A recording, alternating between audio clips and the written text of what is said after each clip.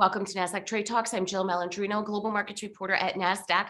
Joining us for this segment, we have Rosen, associate director with PredictIt, the stock market of politics. And we're going to take a look at a couple of gubernatorial races and see what traders are pricing in. Ethan, it's great to see you as always. Welcome back to Trade Talks. And let's kick it off with Nevada, because this is one state where Republicans are feeling a little bit more confident than other states we have covered. Yeah, so first of all, thank you for having me. So Nevada, more than any other swing state, with maybe the exception of Georgia that Biden won, Republicans are feeling like they can compete here against two incumbents, the Senator Catherine Cortez Masto and the governor, Steve Sisolak. Now, a big part of that is that Nevada is a fairly unique state.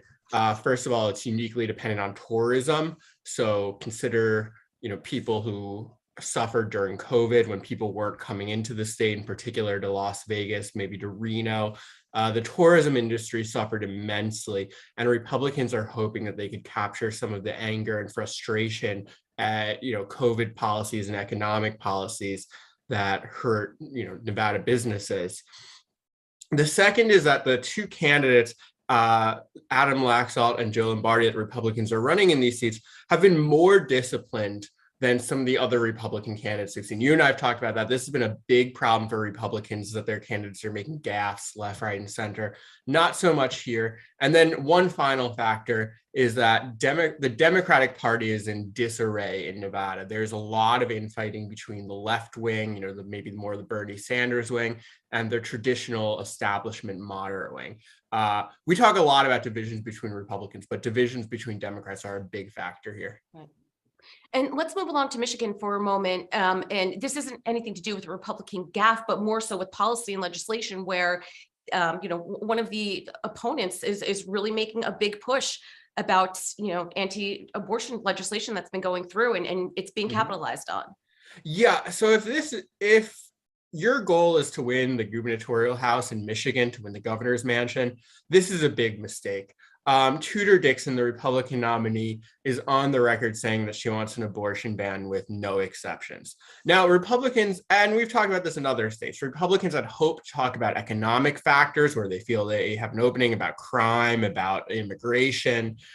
We've seen attempts to raise the salience of those issues, but Democrats want to talk about abortion. So Governor Gretchen Whitmer, who at the beginning of the cycle looked quite endangered, she's actually helped to put an abortion ballot referendum on the ballot. Now, the hope there is that a lot of pro-choice voters will turn out to vote for the ballot referendum. While they're there, they'll also vote for Gretchen Whitmer.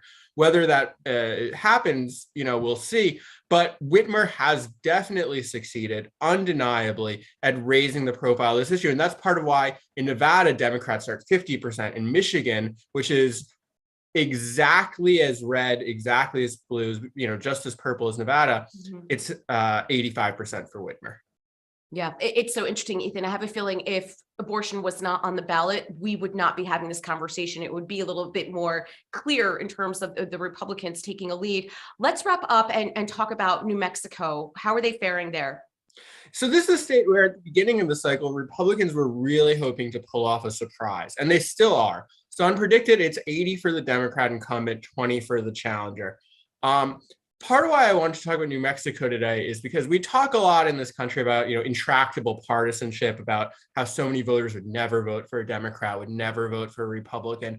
But in New Mexico, you're seeing a state that on average votes about 4 to 5 points to the left of Michigan. But the Democrat is actually faring slightly worse than Gretchen Whitmer. Is a similar situation where you have an incumbent running against an outsider challenger. But the candidate quality in New Mexico is very different.